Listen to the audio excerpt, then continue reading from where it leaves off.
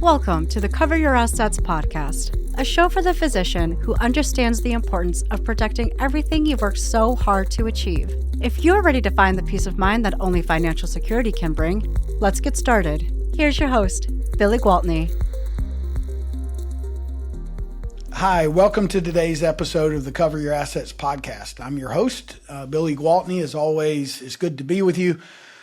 Today, we're going to answer a common question for attendings looking to increase their coverage, and that is, how does production pay factor in and count towards adding additional disability coverage? And this is a common question that comes up in the thousands of physicians I work with across the country with their private specialty coverage as they become attendings. Most of our clients will start out with a guaranteed portion of income, and then over time, they get paid for production, as they should. And it's an exciting time because income can go up quick. There's been a long process to get to that point, and it's fun helping them at that time as they look to increase coverage to make sure that it's adequate if an illness or injury did occur. The top disability carriers do have a formula that they use to calculate how much insurance you can buy as your income increases as an attending. Typically, they will go by the contract guaranteed portion when someone is starting out at a new job. That's the part that they will count.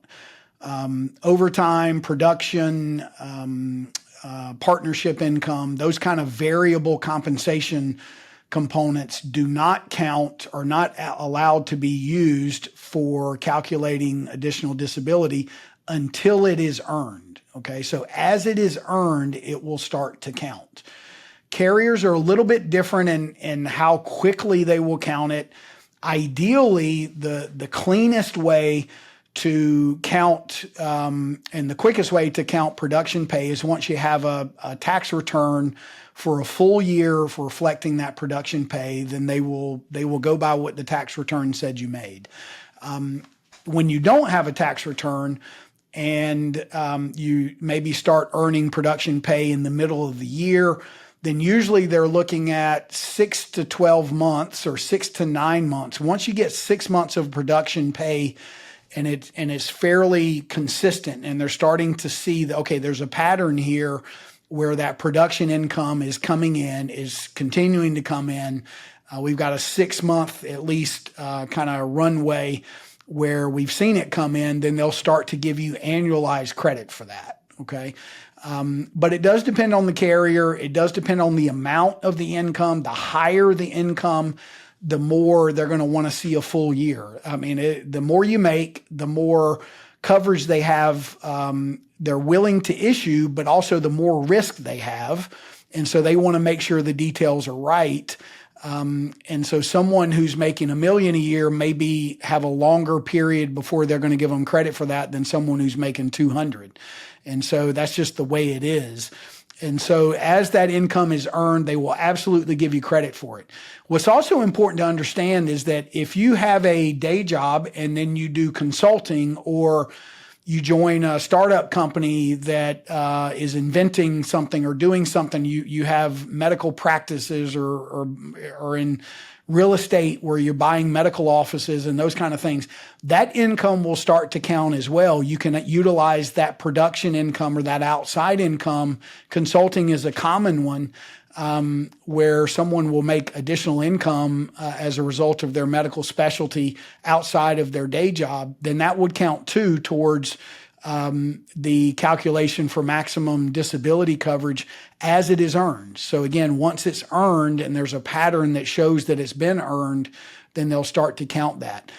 Bonus pay, sometimes they'll want to see 2 years of bonus pay and production pay to give you full credit for that. Again, it depends on the carrier, it depends on the amount, and it depends on if there's any base or if it's all production.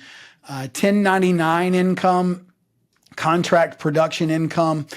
Once you have the tax return for that, then they'll give you full credit for what the tax return says you earned. When you don't have a tax return, they'll give you basically 60 to 70% credit. So if someone makes $500,000 from all 1099 and they don't have a tax return, then they're going to count 70% of that 500,000 or 350 of income credit for that, because they're going to offset for some business expenses until you have the tax return that shows what the business expenses actually are. Again, the details are important here.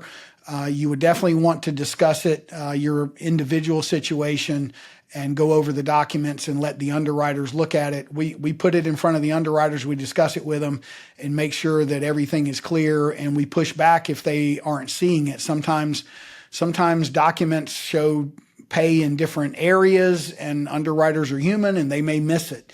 And so we make sure that they aren't missing that. Would be happy to discuss your situation in more detail. Please reach out to me. You can text me at 704-270-2376. Again, 704-270-2376. Thank you for your time. Excited to see you next time. Take care.